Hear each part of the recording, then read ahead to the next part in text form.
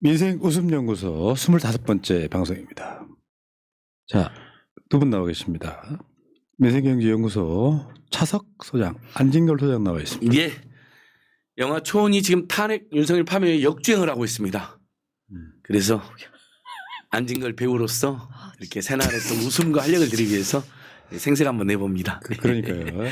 차석 소장으로서 우리 수석 소장이 모시기도 바쁘지만 또 영화배우로서의 제 오랜 꿈을 열심히 아닙니다. 사실 이것만 하고 다시는 안 할 본인도 거예요. 민망하죠? 예, 예. 안진걸입니다. 여러분 반갑습니다. 예. 고맙습니다. 우리 감독님 다시 한번 모시려고. 조정래 감독님 진짜 훌륭한 분입니다. 꼭 모셔주십시오. 알겠습니다. 네. 예. 자, 그리고 수석 소장 임세훈 소장 나와 있습니다. 네, 안녕하세요. 진짜 배우 임세은입니다. 음. 퍼스트 레이디의 김건희 외에 무당 언니 외에 나온 유일한 여성 출연자입니다. 야, 씨. 예, 맞습니다. 아, 연예인들하고 방송하려니 힘들구만.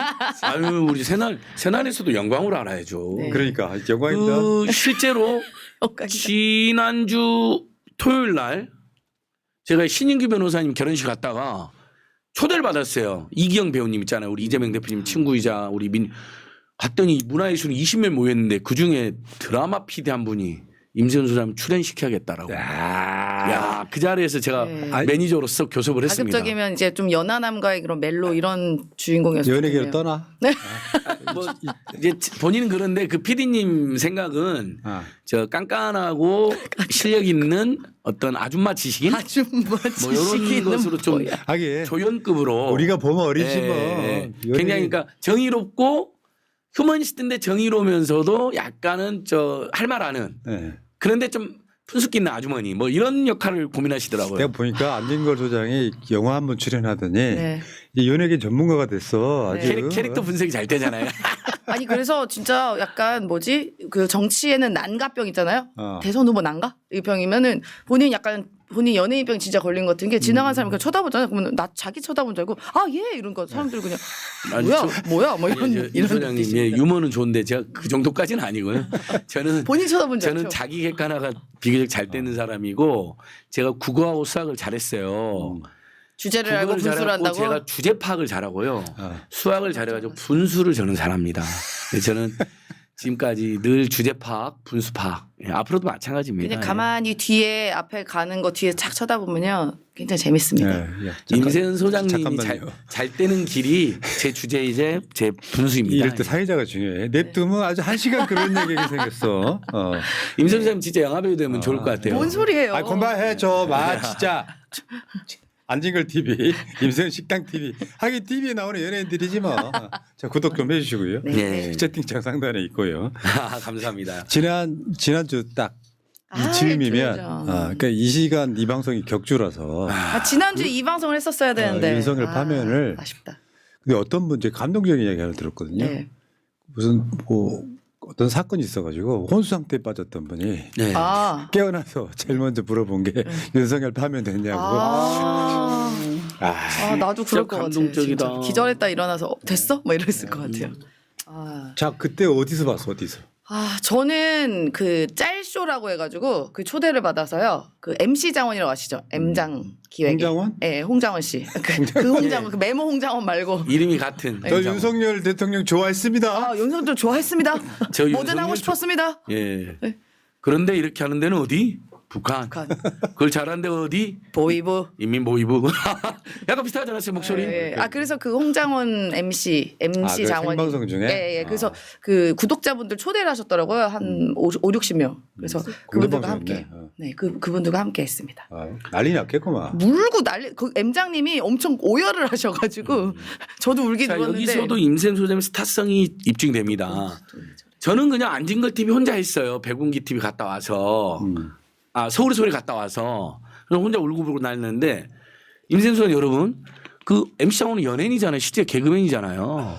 정식으로 개그맨 활동도 했던. 그다음에 아나운서 했던 한 분. 임세훈 소장 모시고 방송을 하더라고요. 연예인들끼리 하더라고요. 참 보기 좋았어요. 뭐 약점 잡힌 게 있어? 왜 이렇게 하부를 해? 아니 보기 좋더라고요. 제가 안진걸 TV를 하면서 지금 그 대선 개표 방송처럼 윤석열 선거 방송하는 새날 매불쇼 뉴스를 싹 다 비교를 해줬거든요. 동접이 얼마인지. 우리 새날이 거의 2, 3위권에 올라가 있었어요. 만명 안팎. 우린 출연 안 했고. 아 그냥 방송만 국회 뜨셨구나. 방송 생중계. 그러니까 구이방송에 그래도 많이 봤다니까요. 제가 다 그걸 혼자서 했다니까요. 매불쇼야 동접 50만 60만까지 올라가더라고요. MBC가 거의 맞먹더라고요. 뉴스공장이 약간 오히려 밀렸다니까요. 방송 펑 했다며. 아 그 그래요. 시간에. 아. 됐고 남의 방송 얘기. 아니 그러니까 나중에. 새날 잘했다고. 얘기만 하시죠, 새날 새날만. 잘했고 네. 근데 짤쇼는 연예인들이 진행한 방송인데 우리 임 소장님이 초대받아 간 거 할 때 연예인이나 다름없다. 알겠습니다. 연예인이다. 근데 그렇게 윤석열 파면에 네. 아직도 실감 안 가. 아 그러니까 아직도 관저에서 안 나왔으니까 실감이 안 납니다. 왜 아직까지 그렇죠. 있어요? 이렇게 아, 이런 게 진짜. 있잖아요. 가끔씩 생생한 꿈을 꾸고 일어나면 네. 이게 꿈이었다고 할 때 있는 것처럼 네. 윤석열 파면이 지금도 된 건가? 이 아침에 일어날 때마다 그 생각을. 저도 그런 생각 들고 만약에 이제 대통령이 이재명 대통령 돼도 실감 안 날 것 같긴 해요. 정말로. 네. 아니 무엇보다도 구속이 안 돼 있으니까 그래요. 일단 파면 자체는 너무 기쁜데 네. 그냥 관제에서 파티하고 요리사들 동원하고 그런 거 다 보이니까 열받아가지고 실감이 좀 덜 나는 것도 있고 네. 왜냐하면 아직도 떵떵거리고 돌아다니잖아요. 그래서 여러분 제가 우리 새날 시청자 여러분들께 첫 번째 보고 드립니다. 아까 제가 오후에 회의를 해가지고 임센 소장님이랑 검사 변호사들하고 다음 주에 이자가 일주일 동안 아마 관제에서 쓴 혈세가 최소 수천만 원에서 잘하면 1억 안팎까지 아니 되거든요. 억대일 거예요. 네. 네. 관절을 무단으로 쓴 비용 보통 하루 이틀이면 나가야 되는데 안 나가고 길게 있어서 저희가 그렇게 하루 이틀까지 여유를 안 주는 그런 야멸찬 사람들은 아니죠. 걔네들은 당연히 야무찹니다. 이 아예- 문재인 대통령은 하루도 안 주고 저녁에 내쫓은 자들이긴 하지만 그래도 인간적으로 하루 이틀은 이삿짐 쌀 기회를 줘야 되는데 이 7일간 끈 비용 만찬한 비용 거기서 관저 정치한 비용 그건 전부 다 불법이거든요. 거기서 하면 안 되거든요. 우리는 공공기관이잖아요. 국민 혈세로 만든. 그래서 제가 다음 주 초에 국고손실 예산횡령 세금횡령으로 고발하고 동시에 재구속을 촉구하는 기자회견 또 제가 준비하고 이제 있습니다. 되었지. 이제 윤석열 이제 네. 다음 주 월요일 날 재판 시작하는데 법정 구속 저는 시킬 거라고 봐요. 아 그래야 됩니다. 자, 알겠습니다. 증거 이제 인멸을 계속하고 오늘 있어요. 준비한 이야기 좀 하겠습니다. 네. 네. 이재명 대표가 어제 영상 출마 선언을 했잖아요. 네. 신선하대. 아, 저는 너무 좋았어요. 어. 그 괜히 어디 의미 있는 장소라고 딱 가가지고 기자들도 굉장히 피곤하고 막 카메라 들고 가고 의미 또 설명하고 이런 것도 굉장히 일이잖아요. 근데 딱 영상으로 보니까 우리 모든 국민이 한꺼번에 한시에 딱 볼 수 있는 것도 너무 좋았고 저는 이게 여러 의미가 있지만 이재명 대표가 12.3 계엄을 고려해서 이 영상 메시지를 낸 것 같아요. 네. 12.3 계엄 때 가장 먼저 이재명 TV를 통해서 시민 여러분 제발 국회로 와주십시오라고 말씀을 하셨잖아요. 사실 그래서 저도 사실 이재명 TV에 대표님이 말씀하시고 듣고 달려갔거든요. 여의도에. 예, 그래서 그런 분들이 굉장히 많아서 이 영상 그 신속성 그리고 굉장히 편리함 그다음에 실용성 이런 거를 한꺼번에 저는 볼 수 있어서 이게 나중에 이재명 정부도 실용적이고 신속하고 이런 것도 보여주지 않았나 싶습니다. 그 지금 민생경제연구소 입장에서 봐도 네, 네. 지금 시기는요. 그러니까 이재명 대표를 싫어하는 사람들한테 꼭 해주고 싶은 이야기가 그건데 나라 전체가 돈을 벌면 네. 요거를 세금이라는 걸 통해서 부의 재분배를 해야 돼요. 그렇죠. 근데 그것도 생각보다 어려워서 결국에 요즘같이 전 세계가 경제가 안 좋을 때는 정부가 주도하는 경제가 있어야 되는데 윤석열은 아마 그런 꼴통이 없는 것 같은 게 네. 정부는 건전재정을 해야 된다면서 음. 세금은 덜 걷어갖고 세수펑크는 나. 그러니까 앞뒤가 하나도 안 맞는 네. 거예요. 맞아요, 맞아요. 사실 이런 게 있거든요. 어르신들이 이재명 대표의 장점을 우리가 이야기하면 뭐라 그러냐면 세금 갖다가 뭐 현금 살포하는 거 이렇게 이야기를 하는데 아이고. 그렇지 않아요. 여러분들 그렇게 하시라고 세금 내는 겁니다. 국가가 그러니까 지금 소위 보수 정부라고 말하는 데는 부자들한테 세금 덜 걷고 일반 국민들한테 세금 더 걷어서 적었죠. 부자 감세가 많아지니까 결국엔 세수펑크가 나고 돈이 없으니까 추경도 못하고 네. 복지도 못하고 이 과정이었단 말. 이재명 대표는 국민의힘 주자들은 절대 못 꺼내는 말. 정부 주도 성장을 꺼낸 거라. 아, 정부가 해야 된다고. 그렇죠. 그렇죠. 공공기관이나 정부나 지자체 나서면 고용 창출뿐만 아니라 내수를 진작하고 그다음에 특히 이제 첨단 산업이나 미래 산업이라든지 그다음에 고난이도가 필요한 어떤 과학기술 산업은 사실 민간이 그걸 다 잘할 수가 없잖아요. 그래서 저는 이번에 출범선언 보면서 저는 뭐 거의 100점짜리 선언문이라 출정지서 생각했는데요. 일단 다른 후보들을 배려해서 대규모 세과시도 하지 않았고요. 오프라인 세과시하는 것을 또 부정적으로 생각하는 국민들에 대한 배려도 있었다고 생각합니다. 요즘 모든 게 좀 불행하고 다들 슬퍼하는 분들이 많기 때문에 그리고 굉장히 편안하고 부드러운 이미지와 사무실 그리고 복장 착용으로 양복 입지 않고 그다음에 파란색 옷이 아닌 민주당만의 이재명이 아니라 우리 국민 모두의 특히 그중에서도 서민이나 중산층 약자들의 입장을 대변하는 것도 잘 나왔죠. 저는 우리 민생경제연구소의 주장을 이재명 대표님 많이 보신 것 같아요. 제가 사실은 첫 번째 먹고 사는 문제를 해결해야 된다. 민주주의가. 민주주의가 밥 먹여주냐는 말에 민주주의가 정확히 밥 먹여준다고 답을 해야 된다. 네. 두 번째. 그런데 생존권만 보장되면 되는 거냐? 아니다. 정신적으로도 풍요롭고 문화적으로도 강하고 그다음에 국민이 건강 행복해야 된다 하면서 김구 선생님 이야기까지 딱 하셨잖아요. 그 가난한 시절에도 문화가 강한 나라, 문화가 아름다운 나라를 만들고 싶다는 김 선생님 이야기도 하셨는데 역시 저희 민생경제연구소가 늘 주창해왔던 내용입니다. 그래서 네. 대표님 감사합니다. 제가 돈 안 받고 드렸습니다. 예, 여러분 아니, 용서해 주십시오. 그러니까 지금 이렇게 뭐 미국 트럼프발 관세 이런 걸로 전 세계가 사실 경제적으로 전부 다 어려워요. 근데 우리나라가 유독 어려운 것은 그동안에 이재명이란다. 감히 윤석열이 망쳐놓은 경제 시스템과 붕괴된 것 그리고 특히 계엄 이후에 박살난 그 민생의 위기 이런 것들이 더 작용했기 때문에 지금 더 어려운 상황이거든요. 그리고 어디 미국의 뭐 되게 굉장히 그 상공회 그러니까 우리나라 따지면 상공회의소 회장 같은 사람이 이야기하기를 대한민국이 계엄 때 잃어버린 것은 그 외교가 가장 무너졌다. 그러니까 사실상 무정부 상태고 대통령이 없는 상태였잖아요. 계엄 이후에. 그러니까 놓친 게 트럼프와의 정상회담과 그 물밑 교섭 같은 게 그게 가장 잃어버린 그 계엄의 후과다라는 이야기를 합니다. 그래서 하루빨리 이제 새 정부가 들어서서 그 말씀하신 그런 그 외교적인 것도 빨리 다시 복귀하고 그 미국과의 이런 경제적인 것도 빨리 작용을 해야 됩니다. 그러려면 당연히 정부가 주도해서 해야 되는 게 맞는 거죠. 작년에요. 가계 여윳돈이 55조 원 올라갔다 이건 뭐냐면 네.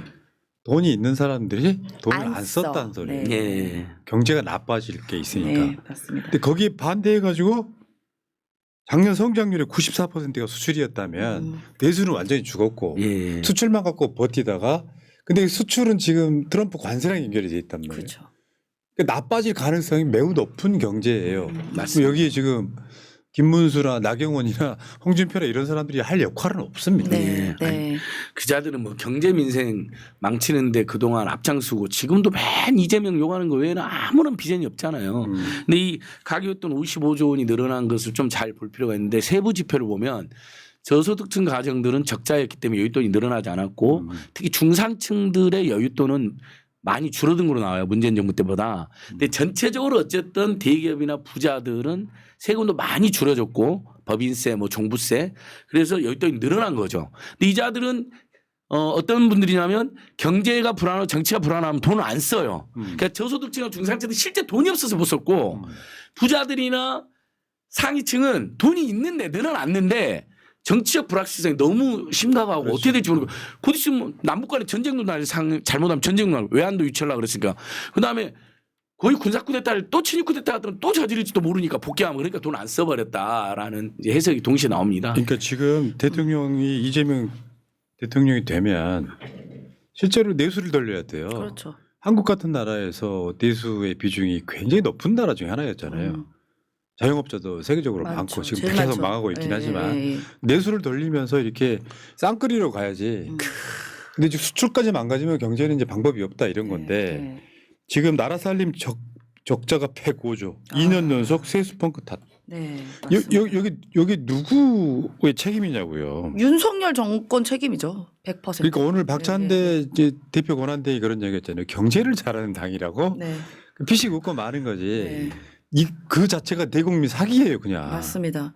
그러니까 이게 수치가 다 나와 있으니까 수치는 거짓말하지 않잖아요. 그러니까 민주당 정부가 집권했을 때 성장률과 수출력과 그다음에 대외 신의도 훨씬 높습니다. 모든 지표가. 그렇죠. 근데 여기만 잡으면 일단 대통령 탄핵되고 불법 저지르고 경제 망치고 외교 망치고 다 망치는 게 저들 아닙니까? 성장률 떨어지고. 네, 네. 다 떨어지고요. 그래서 어제 박시동 평론가님하고 둘이 뭐 방송도 공부도 했는데 이렇게 이제 105조 적자 수준은 IMF 때 코로나 때쯤이나 이제 가능한 그렇죠, 거거든요. 그렇죠. 근데 우리가 지금 예전에는 우리가 IMF나 코로나가 아니잖아요.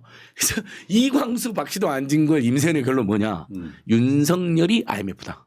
더 심합니다. 윤석열이 코로나다예요. 아니 IMF. 정말 이것은 중도적이거나 보수적 경제학자도 이야기를 해요. 왜냐하면 아니 이 정도의 경제 성장 지금 이번에 영국의 한 신용평가기관이나 경제 분석기관은 우리나라 성장률을 0.9%로 낮춰버렸거든요. 1%도 안 된다고. 그러니까 0%가 드디어 나왔어요. 다 낮추잖아요. 드디어 이제 0% 나왔는데 그 0%의 성장률도 역시 IMF 때나 금융위기 때나 코로나 때나 있는 거거든요. 대한민국에서 최근 수십 년간. 근데 우리 IMF도 아니고 지금 코로나도 아니잖아요. 금융위기도 아니잖아요. 세계 금융위기도 아닌데 어떻게 이게 가능하냐. 네. 그것은 윤석열의 IMF다. 윤석열이 코로나다.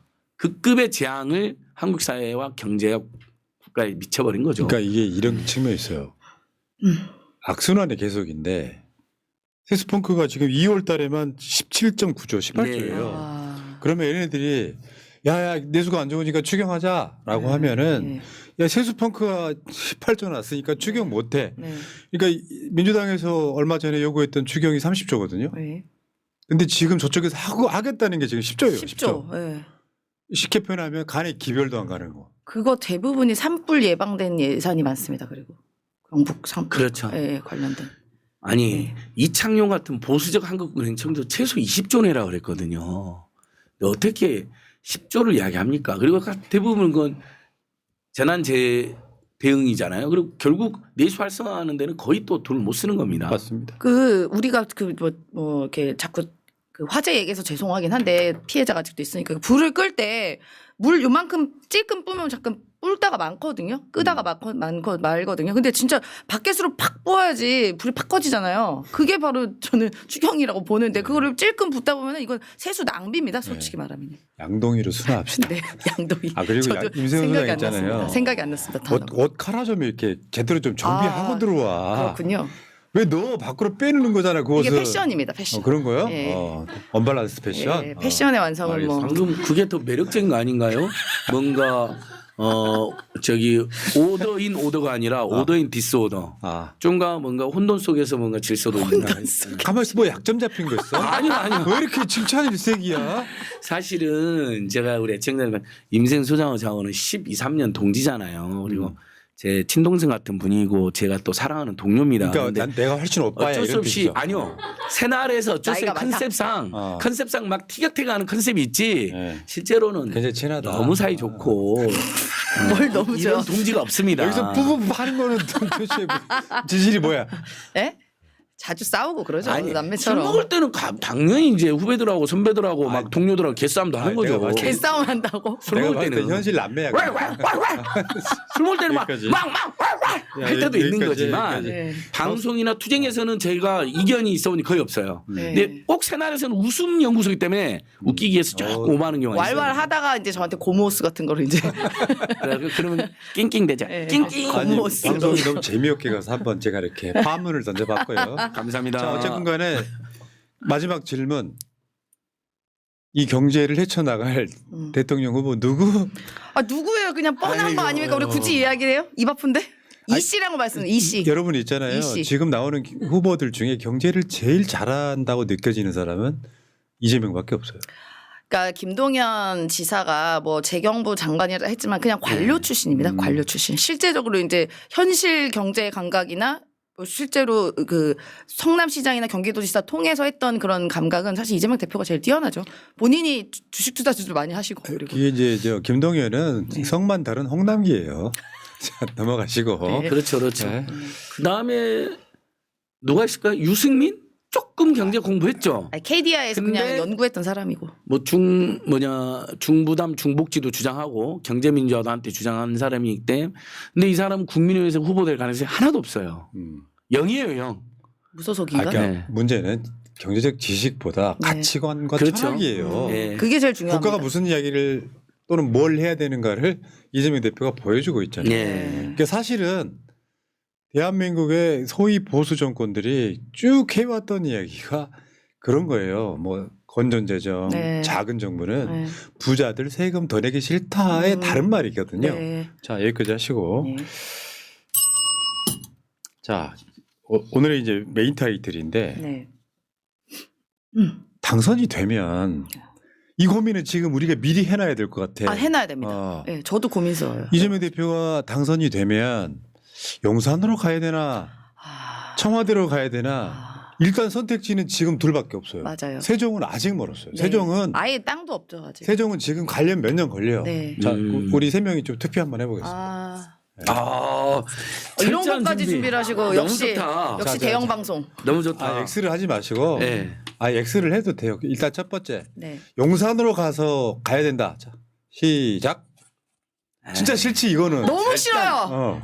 그 범죄 속을 재수 없어요. 재수 없어. 범죄 속을 비리 속을 그다음에 주한미군이 도청 다 하는 곳 뭐하러 어떻게 갑니까? 그리고 그런 데를. 거기 뭐 우리가 이런 얘기 하긴 조금 뭐하게 하지만 어디 높은 건물이 많잖아요. 사격 타점 들어갑니다. 그렇죠. 경호상에도 문제가 경호상에도 있고 굉장히 문제가 많아요. 그다음에 주술적 조치도 많이 해놨잖아요. 지금 뭐 국방부 아니 그 관저 앞에 뭐 5개 뭐 기둥 박아놓고 이런 거 다 지금 그거 관저에 5개 받아놓은 거. 우리가 조사를 해야 되는데 조사해야 돼. 이재명 대통령 계시는데 거기 가서 뭐 그걸 어떻게 해요? 자 그러면 청와대로 가야 된다. 하나, 둘, 셋. 셋. 그나마. 보통 국민들이 이래 지금. 네, 그나마. 우리 만장일치, 네. 전원일치. 전원일치. 네. 자 청와대 전문가 임세부 부대변인 왜 그렇게 생각하시는 거죠? 일단은 용산은요 지금 굉장히 갑자기 옮겼기 때문에 보안 시설 같은 게 제대로 되어 있지 않아요. 그러니까 이제 뭐 아까 말씀하신 것처럼 그 도청도 뚫리고 그리고 실제로 경호상으로도 너무 위험하고 그리고 그 기운이 일단 안 좋습니다. 네. 그리고 거기 안에 뭐 시설이 뭐 NSC나 이런 거 제대로 안 돼 있다고 저는 생각 들고요. 예. 그 청와대가 지금 개방을 해놓긴 했지만 사실 제가 한번 가봤거든요. 개방 이후에. 근데 실제로 근무를 하는 곳 있잖아요. 그 여민 1관, 2관, 3관 이제 근무를 하는 거고 거기 이제 경호처 있고 이제 NSC랑 있는데 그쪽은 다 막아놨습니다. 그 막아놔서 실제 거기는 못 들어가요. 관람객이. 근데 예전에 청와대 때도 우리 그 근무하는 동은 어차피 관람객이 못 들어가고 지금 공개된만 들어갔거든요. 근데 일부 지금 본청은 다 볼 수 있지만 본청은 사실 거기서 근무를 제대로 하는 게 아니라 약간 보여주기 본관 있잖아요. 여기. 상징이에요. 예. 그러니까 여기는 지금 뚫어놨지만 거기도 이제 조금 개보수하면 또 다시 쓸 수는 있습니다. 네. 그래서 지금 보안이 가장 중요한 곳은 이제 그 우리가 근무했던 비서동에 거기 대통령 집무실도 있었거든요. 예전에는요. 네. 그쪽은 아직은 괜찮은 것 같다는 느낌이 그 듭니다. 영풍문인가? 네, 연풍문. 영풍문으로 들어가면 저 사무동이 따로 있고 네, 맞아요. 문 대통령 때는 거기 내려와서 근무를 하셨고 내려오고 근무하셨어요. 박근혜는 한참 떨어져 있는 본관에 네. 이 근무를 했는데 네. 사실 약간 보안 문제 같은 거는 좀 미리 준비하면 되는데 문제는 어떤 식이냐면 네. 지금까지 누구도 당선을 확정 지을 수가 없으니 나 청와대로 갈래 하기가 애매해요. 그 애매하죠. 시기에 네. 당선이 6월 3일 날 됐어. 당장 어디서 근무하냐고. 그러니까 바로는 청와대를 들어간데도 이게 시설이나 시스템을 정비하는데 좀 시간은 걸려요. 제가 한 달 몇 정도 달 걸리겠죠. 한 달 정도 최소 한 달은 걸릴 것 같거든요. 그래서 이 부분은 저희들도 고민을 많이 봤는데 이런 방법이 있는 것 같아요. 여야 후보 확정되잖아요. 또는 경선 때부터 이 부분은 주요 의제로 국민 요구를 하는 거죠. 청와대로 돌아가라. 여야 후보가 다 합의를 하는 거예요. 그리고 정부의 준비를 지시를 하는 거죠. 누가 되든 청와대 간다고 여야 후보들이 약속을 하고 할 거라고 보거든요. 이 부분은. 왜냐하면 용산으로 가겠다는 국민의 후보도 없을 거예요. 절대. 그건 너무 황당한 곳이고 벙커도 심지어 주요 보안시설 벙커도 윤석열의 지가 막 다 벙커 마음대로 알려줬잖아. 공개해버리고 그런 데 아닙니까. 근데 청와대는 아직도 벙커라든지 주요 시설은 공개가 안 됐죠. 안 예, 해놨어요. 그러니까. 네, 다 막아놨어요. 그래서 그렇게 해서 정부의 준비를 지시하는 게 국민적 혼란이나 비용을 최소화할 수 있다. 약간 현실성은 별로 없는 이야기였지만 네. 박성재 전 MBC 사장은 대검찰청 시설 좋다. 네? 거기 갖다 써봐. 뭐 이렇게 대검찰청. 하는 이야기도 있기는 해요. 그 맨날 가서 우리 데모하는 데인데 대검찰청. 당장 현실 가능성은 좀 없다고 네. 봐요. 차라리 그렇죠. 청와대를 쓰는 게 가장 더 맞습니다. 빨리. 그러니까 이제 그러니까 좀 낡았어요. 청와대 비서동 같은 경우는 예전에 몇십 년 됐죠. 노태우 훨씬 전 박정희 때 이제 그게 건립이 돼서 그 이후로는 거의 이제 뭐 바뀌지가 않았는데 만약에 가게 되더라도 잠깐 임시로 사무실을 쓰면서 그때 좀 보완할 때 비서동도 조금 점검하면 리모델링하면 충분히 저는 잘 될 것 같아요. 그러면 잠깐만 여기 고민이 생겨. 일단 투표 한번 붙여볼게요. 채팅창에. 네. 청와대로 가라 1번, 용산으로 가라 2번인데 투표 한번 해보시고 2번은 거의 없을 것 같긴 합니다만 네. 어쨌건 투표 한번 해주시고요. 이런 측면이 있어. 당선이 막 됐어. 네. 인수위가 없어가지고. 당선이 막 됐어. 네. 그럼 일단 근무는 용산에서 일단 해야 돼요. 하긴 해야죠. 어쩔 수 없이. 예.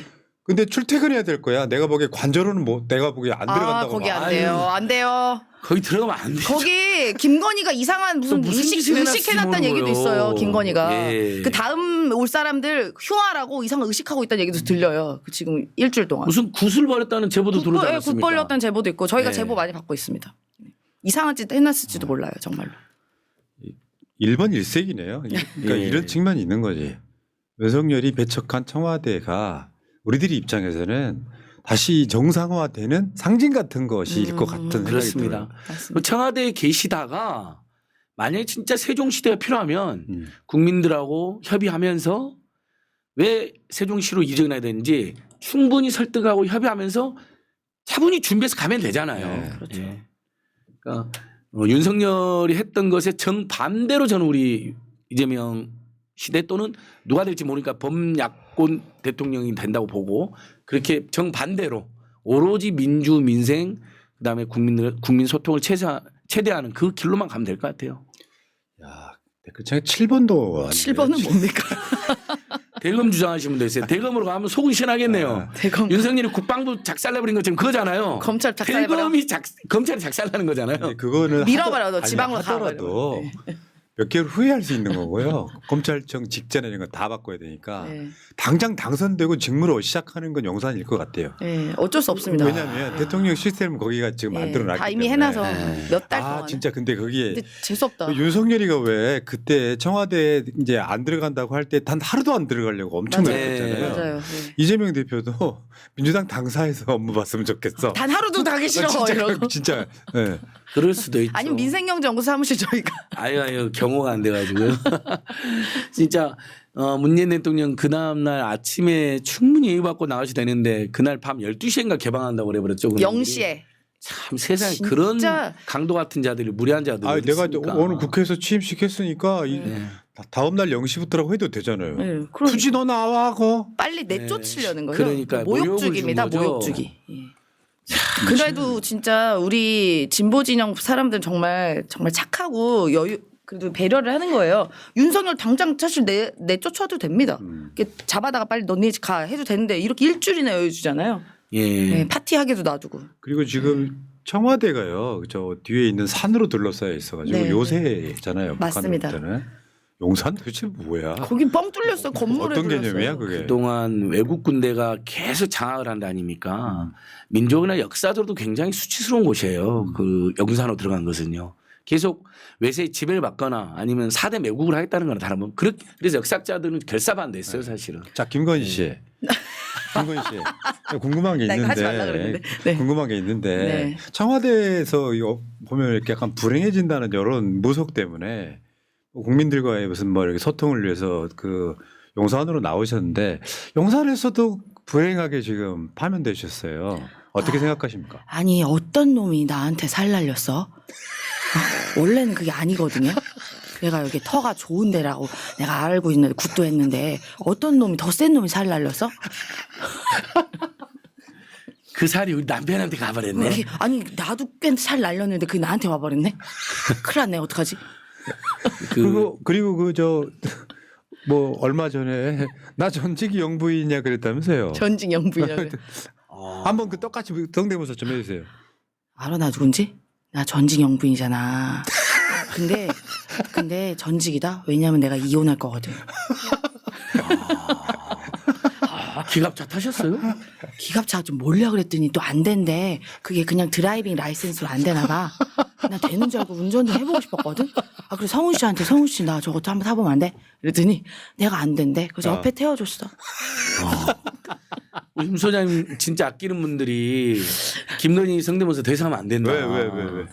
좀 너무 가벼워 보인다고? 저희 가벼워 보인다라는 지적이 많았어요. 정치인이 유머를 잃으면 그치, 권위주의에 빠져. 아니 워낙 유머가 넘치니까 대신 서영교 흉내는 괜찮다. 아주 활기차 아니, 보이고 서영교 힘차 보이고 당당해 보인다. 이런 한번 더 평가가 있더라고요. 그냥 김건희가 싫어서 그런 것 같은데. 그렇지 이제 김건희가 너무 싫은 거야. 김건희가 너무 싫으니까 흉내내는 흉내도 짜증나는 거야. 사람이 정책 풍자하고 해악이 있고 골개미가 있다는 건 아는데 네. 그래도 너무 가벼워 보일까봐 우희숙님 걱정하시더라고요. 너무 이쁜 소리네요. 건이는 나무 토막 소리. 아 너무 미화됐죠? 예.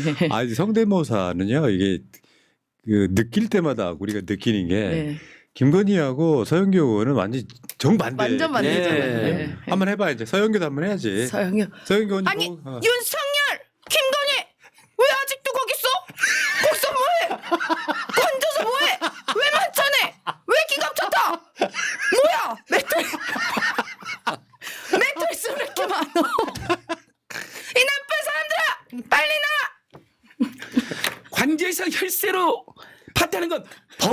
그것은 범죄.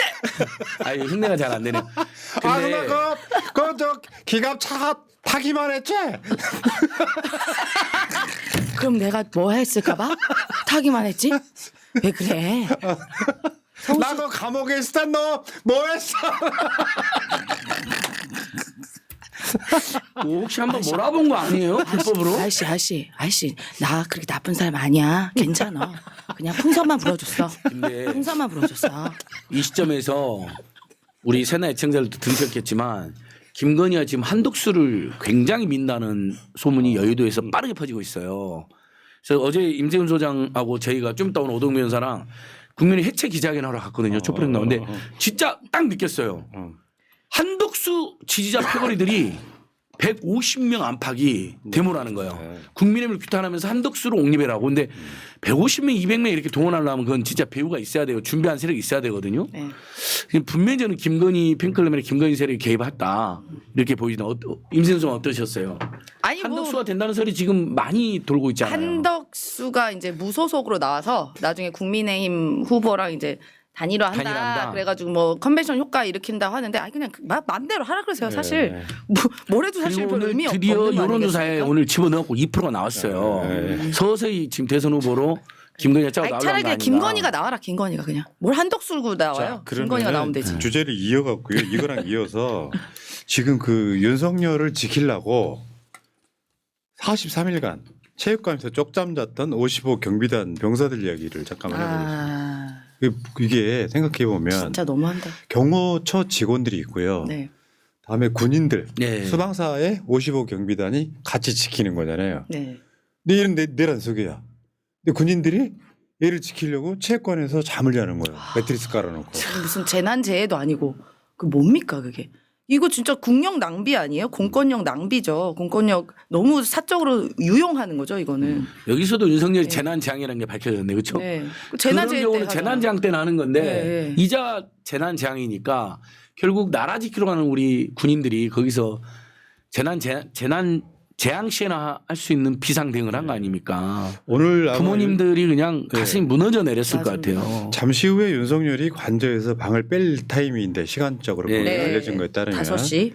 근데 윤석열을 따라가는 경호처 직원들이 40명이래요. 40명. 근데 원래는 보통 한 20명에서 30명 사이거든요. 보통은. 근데 너무 이거 인원 많습니다. 초심님 아마 네. 내가 봤을 때 아크로비스타에 이제 트럭 되지 않을까? 네.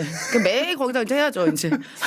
거기서 매일 해야죠. 근데 진짜로 이 윤석열 김건희는 끝까지 민폐인 게 뭐냐면 오늘이 금요일 아닙니까? 금요일 5시면은 가장 차 밀린 시간이에요. 퇴근 시간. 그럼 서초에서 이제 용산 서초 가는 그 다리라던가 뭐 동호대교나 이런 데 굉장히 밀리는 시간인데 또 차량 다 통제해야 되는 거 아닙니까? 그러니까 끝까지 민폐입니다. 아니 가더라도 그냥 새벽에 가 차 없는 시간에. 새벽에 갔어야죠. 새벽에 가면 되지. 그 또 이 인원들 쭉 해가지고 차량 행렬해서 차 막고 뭐하고 생쇼 할 거 아닙니까? 그러면 그때 퇴근하는 분들 또 금요일이니까 저기 뭐 강원도에 놀러 가실 분들도 있는데 그 차 꽉 막혀가지고 어떻게 합니까? 민폐 덩어리입니다. 퇴근 끝까지. 시간 피해서 5시라는데 이놈들이 진짜 실적 모르는 게요.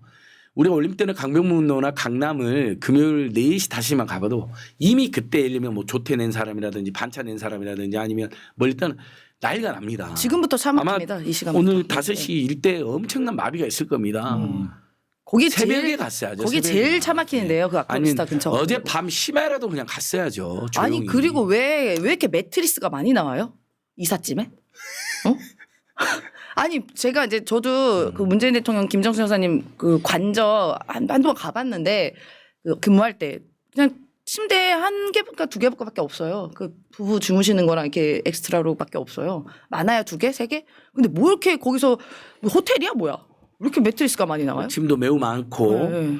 그다음에 그 일주일 동안 얼마나 많은 또 증거인멸, 불법 사우나, 불법 스크린 골프장, 굿방, 룸방, 네, 무슨 불법 드레스방, 스카이 그다음에 라운지 불법 정자, 광주 비엔날레 있는 정자가 거기 왜 가 거기 있는지 있어요. 그것도 지금 어떻게 있는지 다 확인해 봐야 돼. 어디다 옮겨놨는지 그리고 그대로 뒀는지. 아니 근데 그 말로는 경호처에 있는 직원들 말로는 아크로비스타에서 관저 올 때 그 두 부부의 개인 집 많지가 않았대요. 주로 이제 머물면서 새로 구입한 게 많아서 그건 다 국고로 산 거기 때문에 다 그대로 놔둬야 되거든요. 근데 뭐 보니까 이삿짐 차가 엄청 많아요. 그 이삿짐 차가 이렇게 또 다 막혀 있잖아요. 그 개방형이 아니잖아요. 탑차. 네, 탑차잖아요. 거기 뭐가 들었는지 어떻게 알아 우리가? 뭐가 국고로 들었는지. 산 기물을 갖고 가면 이것도 절도죄가 됩니다. 네. 공연 그다음에 무단으로 막 뭔가를 다 없앴으면 공연기물 훼손죄가 되고요. 훼손이죠. 네. 그러니까 이제 제가 다음 주에 그분까지 다 묶어서 종합 고발을 하려고 합니다. 국고 손실, 세금 횡령, 공연기물 훼손, 그다음에 증거인멸 우려 이런 것까지 다 묶어서 네. 예. 무슨 짓을 하고 있는지 몰라요. 진짜 그들은 상상 일주일 너머의 동안. 일을 하기 때문에. 아. 예. 이사 준비 때문에 못 갔다면 말이 안 됩니다. 안 됩니다. 어떻게 계산 퇴근하고 있고 밤마다 파티를 하고 심지어 전환길이 같은 자, 나경원이 같은 자, 윤상희 같은 자들 불러갖고 1시간 뭐 이렇게 했다잖아요. 시간도 많아. 이사 준비한 게 아니에요. 그 최대한 시간 끌면서 다른 짓을 한 거죠. 아니 그 이사를 준비할 게 뭐가 있어요? 윤석열, 김건희가 지들은 몸만 가면 돼요. 어차피 다 아래 도와주신 그렇죠. 분들이 다 이렇게 챙겨주시고 하시는 거지. 본인들은 차 타고 그냥 빨리 아크로포스타 가면 되지. 거기 앉아가지고 무슨 꿍짝을 벌이고 있는 겁니까? 그래서 거기서. 또 공무원들이 열받았더라고요. 공무원들은 파면 날에 징계 당하잖아요. 그날 바로 짐 뺀대요. 그 짐 빼라고 연락 오고. 야, 너 짐 안 빼냐? 책상 빼는 거 있잖아요. 관사. 네, 해임이랑 네, 바로, 관사뿐만 바로. 아니라 네. 심지어 집무실 뭐 책상 같은 것도 있잖아요. 파면이 바로 해임되면 빼야죠. 짐 빼라고. 근데 이자는 아무튼 공적 마인드나 사회적 책임은 단 하나도 없는 자예요. 일설에는 이제 관저에서 경호 시스템이 돼 있는 곳이잖아. 네. 이제 검찰 수사를 피하려고 네. 뭐 그랬다는 이야기가 또 있기도 하고 네. 아마 이제 소위 말하는 관저 정치에서 사저 정치로 넘어갈 가능성이 매우 높아요. 근데 거기 이상하라고 이상 매트리스가 보니까 어디서 이렇게 나오는 거야? 아유 내가 피곤해서 방마다 해놨어 매트리스. 그러니까 그 나 맨날 누워 있잖아. 기갑차만 탔죠? 이게 뭐야 이게?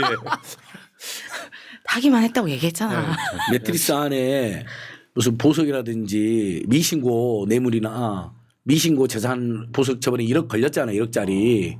그런 거 막 들어있을 수도 있어요. 나토 그 순방 가가지고요. 매트리스 뭐가 끼워져 있다고? 그럴 수도 매트리스 있죠. 쫙 매트리스 갈라가지고 다 열어봐야 됩니다. 진짜. 생각해보세요. 네. 김건희가 최재형 목사한테도 그렇게 냉큼 받은 사람인데 최재형 목사님한테 받았겠습니까? 아 근데 그거 많은 찾아봐야 된다. 보석이나 진짜 고가의 어떤 뇌물이나 선물이 있었다. 그걸 어디다 숨기겠어요? 매트리스 안 갔을 때 숨겼을 수도 있죠. 아니 근데 저희가 끊임없이 디올백 어디냐고 물어봤을 때 그랬잖아요. 선물 반환 창고 있다 그랬잖아요. 예. 그 선물 반환 창고 빨리 가봐야 됩니다. 뭐가 뭐 그렇죠. 어떻게 얼마나 그것도 많은지. 관저나 네. 집무실 둘 중에 하나 어딘가 뒀을 텐데 거짓말이거든요. 선물 반환 창고 어디 있겠어요. 어쨌든 아무튼 윤석열 김건희가 했던 범죄와 거짓말 전부 다 우리가 꼼꼼히 확인해야 된다. 오케이. 네, 수백 가지의 범죄와 비리와 거짓말. 그 윤석열이를 만나러 갔던 우리 전환길이 이 이야기 잠깐만 할게요. 네. 얘는 있잖아 내가 봤을 땐 법도 모르고 역사도 모르고 몰라요. 나 태어나 이런 캐릭터 처음 보는 게 저런 미친놈한테 강의 듣고 있는 국내 율사투신들. 근데 지금 제가 언론에 이런 얘기를 합니다. 쓰레기 소리 듣고 자기가 아내가 이혼 요구하고 뭐 또 친구들은 지인들은 이제 연락을 끊고 막 이런다라고. 네. 저 이야기는요. 뭐 이게 자랑인 것도 아니고 네. 그만큼 쓰레기 짓 한 거거든요. 그나마 아내분이 그래도 상식이 있으신 분이네요. 그리고 그나마 주변에 좀 상식 있는 사람도 있었네요. 그나마. 아니 그러니까 역사라고 하는 건 여러분 있잖아요. 역사는 우리가 고등학교, 중학교 다닐 때 역사 과목의 문제가 아니고요. 네, 네. 현재 우리가 있기까지 수많은 역사에 누적된 결과물이거든요. 역사를 가르칠 때는 아까 제가 항상 드리는 말씀처럼 제일 중요한 게 철학이에요. 역사를 바라보는 철학. 그러니까 군주국가 시대는 왕이 그 나라의 주인이었지만 그 군주국가에서 왕들도 백성들을 제일 중요시했단 말이에요. 네. 맞습니다. 그러니까 조선 같은 나라들이 500년 간 이유가 그게 근본이 있었기 때문에 민본주의 같은 게 있었기 때문에 결국 우리나라는 이 해방 이후에 민주국가로 발전을 했잖아요. 네. 그 과정에서 독재자들이 수도 없이 나왔어. 윤석열이까지. 네. 이 과정에서 내란을 어떻게 옹호를 합니까? 그러니까 쓰레기란 소리 나오는 거야. 그렇죠. 맞습니다. 절대 여러분 일타 강사를 하지 마십시오. 그냥 전환기를 하면 되죠. 공무원 시험에 약간 기술적으로 강의를 한 자.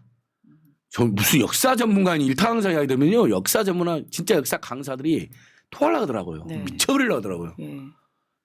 정통 역사를 전공한 것도 아니고 지리교육 전공 있잖아요. 네. 지리교육 전공하는 분들 저 폄훼하는 거 절대 아닙니다. 오해는 하지 마시고요. 근데 이런 자를 관저로 불러들인 윤석열 그것도 관저를 무단점유한 상태에서 그러니까. 이놈 아유 나 진짜. 저 뒤에 정자 저기 있네 저거. 오 저거, 정자 또 있어요. 정자 비엔날레 있어요. 정자 광주 빌라 저기 정자 있네. 있어요. 저걸 네. 나오게 찍었네 일부러. 네. 나 관저에 저거- 왔어요 이런 거. 네, 관저 있다. 저거 어떻게 광주에서 전시된 저걸 게 저기까지 들고 가 왔지? 있을 거야? 네. 저기서 막 차 마시고 이런 걸 너무 좋아했대 김건희가. 샀으면 지 돈으로 누구랑 샀는지. 마셨을까 차는? 근데 재산은 늘어났다면 그 돈은 어디서 왔을고 아. 아니면 예산으로 샀으면 저것을 예산 전용이 될 수도 있고요. 지 멋대로 산 거잖아요. 저건 그 자체로 범죄입니다. 저는 그리고 관저에 그 그림품이나 미술품 있는지 그거 다 봐야 됩니다.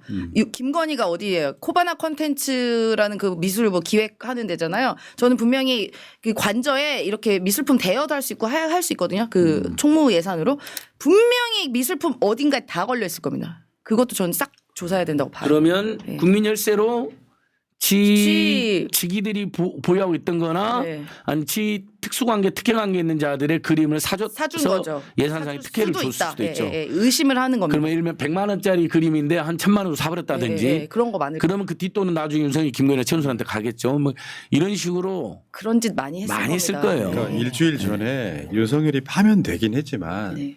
이 내란은 이제부터 시작인 거야. 우리가 뒷수습도 해야 되고 진상규명도 해야 되는데 너무 그러니까 저렇게 뻔뻔한 자는 제가 봤을 땐 그래요. 그래서 사람들이 이제 윤석열을 사형시키라고 하는 이유가 네. 너무 국민에 대한 지금까지도 사과를 안 하고 있잖아. 그러니까요. 내란에 대해서. 그러니까 진짜 그 사과는 조리하시는 분들 싹 용산의 대통령실과 이제 관저에 있는 조리하시는 분들 싹 다 거기다 모아가지고 파티 벌인 거 아니에요. 저는 이거 약간 이게 그 많은 곳에서 관저 촬영하는 거 다 알고 있거든요. 그래서 만원경으로 막 살펴보잖아요. 그 나와서 경호대 계신 분들이. 그래서 분명히 저는 알고 있으면서도 파티한 거라고 보는데 그런 게 뭐냐? 너네 어쩔 건데? 조롱하는 겁니다. 보란 내가 듯이. 파면됐는데 뭐 어쩌라고 쏘 왓. 조롱하는 거예요 정말로. 뭐 전환길이한테 뭐 내가 죽어도 좋으니까 뭐 우리 자유 청년들이 나라를 지켜달라 사과는커녕 오히려 2030들 인생을 망치려 작정을 한 놈이죠. 서부지법 폭동 일으키듯이 앞으로 계속 폭동 일으키라는 거 아니에요. 그런 식으로 자기를 위해서 돌격대 대단한 거 아니에요. 그러니까 이런 거기에 따를 청년도 없겠지만 혹시라도 한두 명이 있다면 그 사람들 인생 어쩌려고 그런 거야 이 나쁜 놈아. 내가 한마디만 할게요. 전환길한테. 네. 사람이 있잖아요. 어느 날 갑자기 쉽게 표현하면 유명해지잖아요. 그 뽕 맞고 있는 애가. 그러니까 저 뭐 나 쓰레기 소리 듣고 아내는 이혼 요구다 뭐 이런 이야기도 사실은 네. 자랑하는 거예요. 나 그만큼 희생했다. 아. 그 의도로 이야기하고 네. 있는데 아. 일반 유튜브나 이런 거 하시는 분들 이 진영 분들한테 똑같은 얘기 하고 싶어요. 유명해지는 게 결코 행복한 건 아닙니다. 네. 근데 그게 뽕 맞아가지고 야 내가 극우 행보를 하면서 막 헌법재판소를 가루로 만들겠다 했던 자를 네. 불러요. 그러면 국민들 입장에서 거의 괘씸죄거든요. 네. 아니 이놈이 지금 아직까지 반성을 하라고 저런 쓰레기를 불러다가 같이 사진 찍고 막 밥 먹이고 이러는 거잖아요. 네.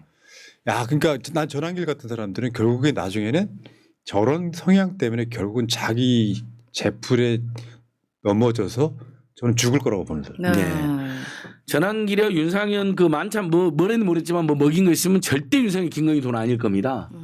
국민 세금으로 그런 자들의 배를 채웠다는 게 지금 너무 열받네요. 자 그리고 이제 마지막 의제 하나는 그 장제원 이야기 잠깐만 해보겠습니다. 네. 장제원의 발인 날이 윤석열 파면일이었어요. 맞아요. 4월 4일이었죠. 뭔가 되게 운명적인 건데 문제는요.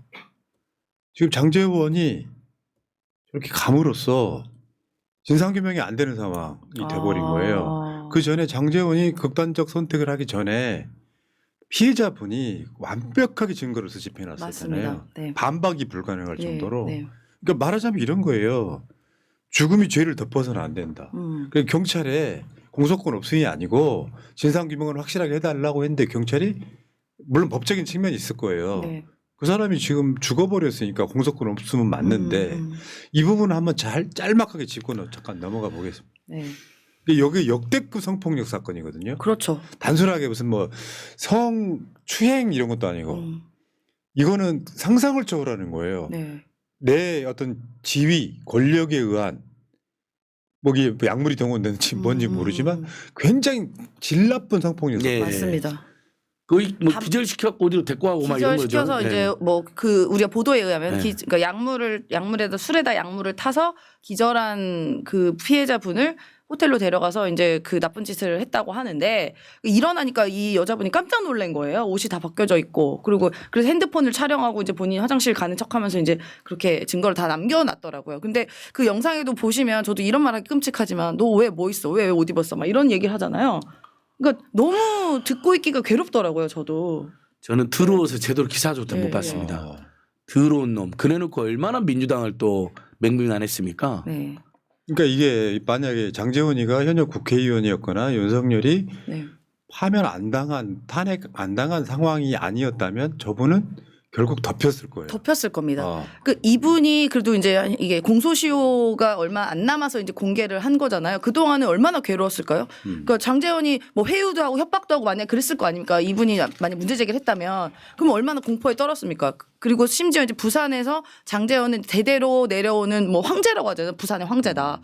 게다가 또 대통령과 완전 절친, 김건희와 절친이니까 이 사람이 이 피해자가 자기 피해 사실 얘기만 해도 그냥 어떻게 스리슬쩍 뭐 돈이 증거든 자기가 어떻게 될지도 모르는 얼마나 위험천만한 일이었겠어요. 근데 이제 어쨌든 장제원이 뭐 사망하긴 했지만 이제 그 화살이 야 너 때문에 죽은 거냐 이런 식으로 만약 하게 되면 이거 제2의 너무나 심각한 피해인 거죠 이분한테는. 네. 절대로 그렇게 돼서도 안 이게 되게 돼요. 안타까워요. 네. 이게 사실은 이런 피해자들이 제일 먼저 원하는 게 뭐냐면 사과예요. 사과. 맞습니다. 진심으로 사과하는 거예요. 그건 정말 내가 잘못된 거였다. 공개적으로 사과하면 어느 정도 일단 한은 풀려요. 네. 근데 끝까지 안 했다고 버티다가 네. 그런 일이 없었다. 호텔에도 안 갔다고 버티다가 증거를 일시 다 내놓으니까 그 순간 극단적 선택을 한 거거든요. 맞습니다. 그런데 국민의힘 부류의 정치인들이 뭐라고 그랬어요? 2차가 어마어마하게 한 거야. 맞습니다. 장제는 훌륭한 사람이었다부터. 막 조문 가가지고 사실 피해자한테 상처될 만한 말도 많이 하고. 네. 예. 그러니까 이런 측면은요. 조문을 할 수 있는데 정치 공작이었다든지 뭐 왜 이 시점이냐고 했던 사람도 있잖아요. 그건 사과를 해야 되는 거죠. 네. 사실 확인됐으니까 명백하게. 그다음 뭐 돌아가신 일은 안 된 일이죠. 그러나 다시 이런 일 없게 우리가 만들어 가야죠. 맞습니다. 네. 자, 알겠습니다. 자, 오늘 일단은 네. 청와대 가는 건 우리가 합의 봤어. 우리끼리 합의 보면 뭐해? 저거 대표님, 그 어디로 가실 거예요? 예? 예. 아, 제가 그렇대요? 예. 아니 그게 아니고 지금 비공개로. 예. 진짜 영사는 못 가지. 아유, 재수 없어요, 진짜 그냥. 그 그러니까 반드시- 근무는 할 수는 있을지언정 그 관전은 제가 보니까 그러니까 여야 후보가 청와대로 가자라고 합의를 하는 그런 캠페인을 제가 병행해야 될 것 같아요. 맞죠. 예, 용산 안 가고 청와대로 직접 바로 갔으면 제일 좋겠습니다. 이의제를 왜 갖고 왔냐면은 이건 이재명 대표가 이야기 못 해요. 못하죠. 대통령 당선됐다고 이야기할까봐. 예. 그래 우리가 먼저 한번 분위기 한번 그렇죠. 잡아보자. 여론을 만들어서 그러니까- 이제 후보들이 다 합의할 예. 수 있게끔 그래서 아니, 꼭 공사 들어가게. 국민들과 유권자들 요구해서 여야 후보가 합의해라. 네. 이게 원래 시민단체나 유권자단체 늘 하는 일이잖아요. 좋은 공약 제시한 다음에 여야한테 협약을 받는 거예요. 그렇죠. 약속 받는 거예요. 네. 그리고 그걸 정부에 보내면 되죠. 네. 자 일단 알겠습니다. 자 민생 웃음연구소 오늘은 끝이 아니고 중간중간 웃음이 많았어. 끝에 아니고요. 아. 매트리스는 왜 이렇게 많은 거야고? 왜? 너 기갑차 타기만 한 거지 이거? 나 왜 이렇게 못 믿어? 탔다고만 했잖아. 이상하네 그 매트리스가 그냥 왜 이렇게 많아? 참 나쁜 사람들. 그것은 범죄. 기갑차에서 풍선 이벤트 해줬다. 매트리스 안에 저는 보석류, 장신구 등 뇌물이 숨겨질 가능성이 매우 그럴 수 높다고 감히 추정해 봅니다. 알겠습니다. 이 방패라 김건희 윤석열 나쁜 사람아. 네. 자 이렇게 노력하는데 임생 아이고, 식당 힘들다. TV 10만 만들어 주세요, 애청자 여러분. 네. 임생 식당 TV 10만 만들어 주세요. 자, 두분 부탁드립니다. 고생하셨고요. 네, 고맙습니다. 다음 주에 봬요. 네, 고맙습니다. 그 다음 주 올 때는 윤석열 구속시키고 와. 예. 구속시키고 오겠습니다, 둘 다. 여기까지. 예, 알겠습니다.